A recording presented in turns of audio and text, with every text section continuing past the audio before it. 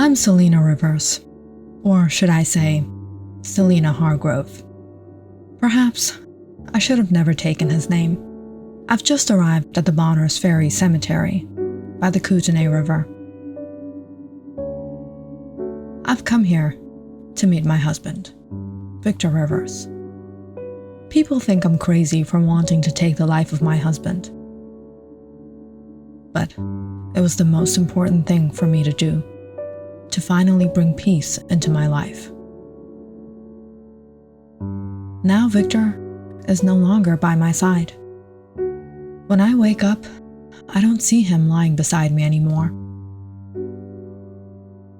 I don't feel his hand reaching for mine in the darkness anymore, pretending to be part of this marriage when he really wasn't. Now the two of us are far from each other. Except for the moments I visit him at the cemetery. We've finally been cut off from one another, and that's what I always wanted. That's what I planned all this for. I first saw him when he used to come to the Hargrove household. I should have known he had his eyes on me from the very first day my mother hired him. This is why he had been brainwashing my mother all those years. My mother was a businesswoman. After my father passed away, the entire company was handed to her. But not only did she not know how to run the business, she wasn't ready for anything. Suffering alone through her depression. I was only 17 at the time, spoiled and careless, rarely spending much time at home with her. However, after my father's death, I started staying closer by her side. That's when I was introduced to Victor, her new legal advisor. At first, he was just another man, much older than me, almost 40. I wouldn't deny he was charming, but I had no place for him in my heart. He was just another employee. But over the next few months, after my father's passing, Victor became the one handling everything. He was smart, confident, and often sweet enough to bring me little gifts. A box of chocolates, tickets to the latest movies. At the time, I thought he was wonderful. Perfect, even. And once I turned 18, the fact that he was nearly twice my age didn't matter compared to the feelings I began developing for him. A year later, the Hargrove household was back on its feet. My mother was doing better, and Victor and I were secretly involved behind her back, though we never put a name on it. I knew everyone would judge me, but I was happy. I didn't care. I opened my vulnerable side to Victor, which I know was the greatest mistake of my life.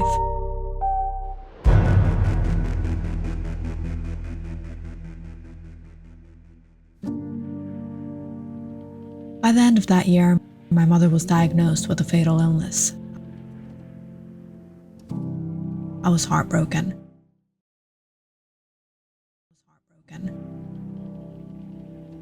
The doctor said she didn't have much time left and that her health would only deteriorate.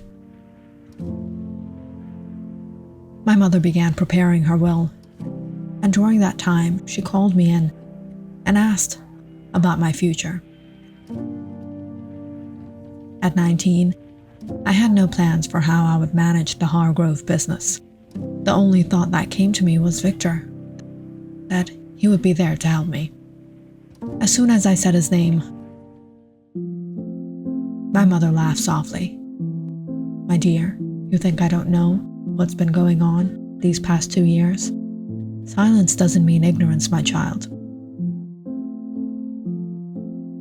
I was embarrassed beyond words, just until Victor came into the room. My mother told us she had spoken to him, and her last wish before she died was to know she was leaving me in good hands. She knew no one else but Victor as the perfect man for me. Since Victor and I had already grown so close, she wanted us to get married. I happily accepted, and so did Victor. Just days later, we were married.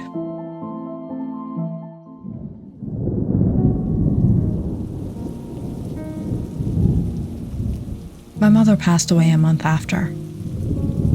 The house was filled with grief again.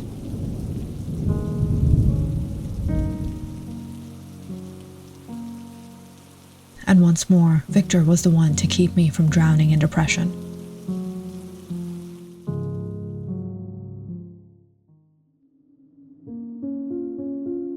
Things went well for about a year before I began to realize I may have rushed into my decision. Perhaps I married him partly to comfort my mother, or simply because I had fallen for infatuation. Victor was spending less time at home and more time outside. Whenever I asked him where he had been, he always said he was busy with work, but I could tell something else was on his mind. Numerous thoughts ran through me. What was he doing? Who was he with? What was he hiding? Of course, there were things I didn't know about him. Victor never spoke of his family. He told me his parents had passed away and that he had no good relationship with his remaining relatives. He preferred to stay away from them. So, if he wasn't with family and friends, then who had he been with while I waited for him at home?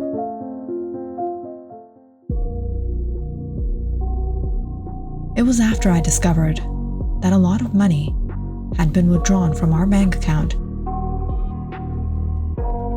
that I started to spy on him. I found out that the money had been spent at women's fashion stores, restaurants, and a large portion had been taken out in cash. I was devastated, suspecting that Victor had been cheating on me this whole time. His goodness was nothing but a pretense to get his hands on my money, my family's property, and now, what was his plan? To woo another woman and have fun just like he had fun with me? The next day, I followed him.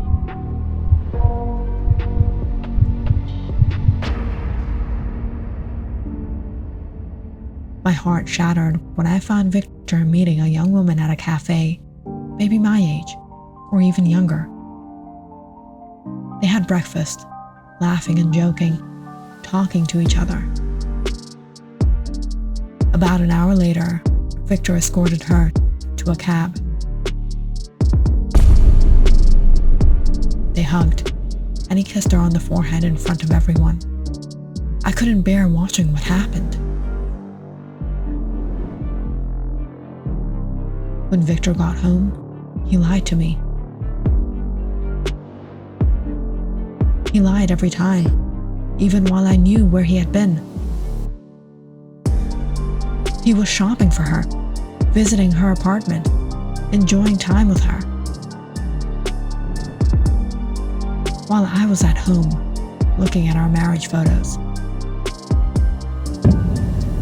I was filled with rage.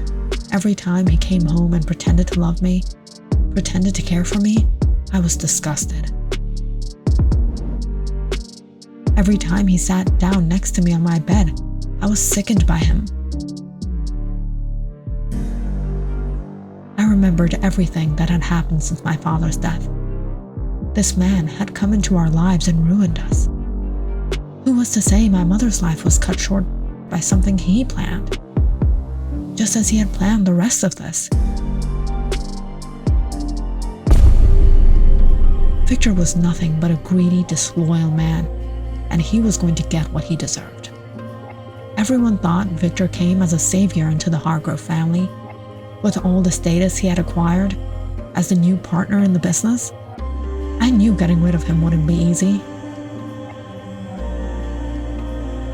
However,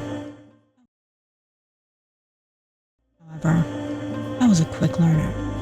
Just as Victor had worked out his cheap schemes, I would be better at it. I planned to poison him, but there had to be a way to deceive the eyes of the police and bypass autopsy reports. I planned it for days before hiking by the Kootenay River in search of something that would come in handy.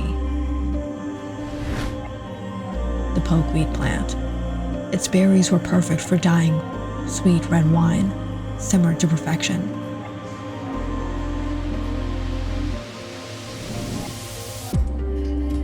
A poison I would enjoy after Victor drank the same wine and suffered his end. Pokeberries and leaves are highly lethal if consumed raw. Any other part of the plant is toxic as well. And the best part? It would look like a simple camping accident.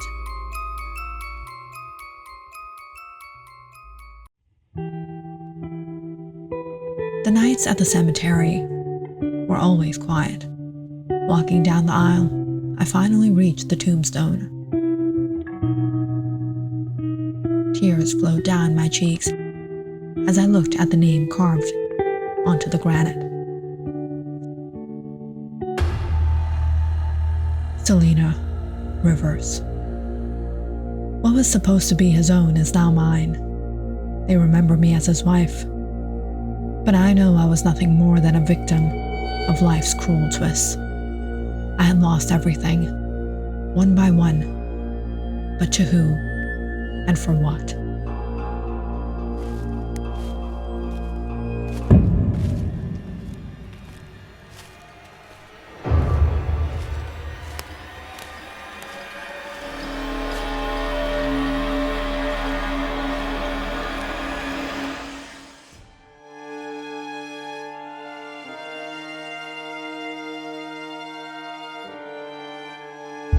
My love, I don't know where I went wrong. I tried my best to assist you and your family, but I lost you. I couldn't save you. I couldn't take you to the hospital in time. Forgive me, Selena. Forgive me. It was true. Selena Hargrove had only been a victim,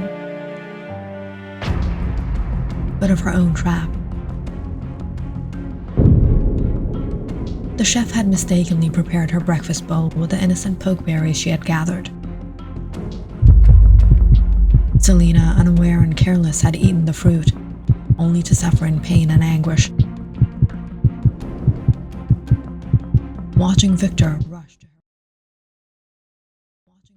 rush to her rescue, but it was too late.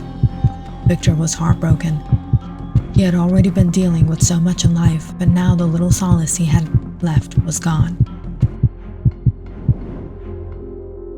Victor had been married before, but after a bad divorce, he cut all ties with his ex-wife. But not with his daughter, who was soon leaving for college abroad. He didn't know how Selena would take the news. He didn't want her to feel deceived. Victor wanted to spend a few days with his daughter, giving her happy memories with her father before she left. But the very day she boarded her flight was the very day Victor received the call. Selena was in a horrible condition. Victor, where are you going? No, don't leave me, Victor. Don't. But it was too late. Selena was bound to the Bonners Ferry Cemetery for eternity, where her grave lay. Every night she met Victor there, a haunting reminder of the day she had planned to take the life of the man who had cared for her. If you enjoyed this story, please like and subscribe to my channel and share this video with your friends and family.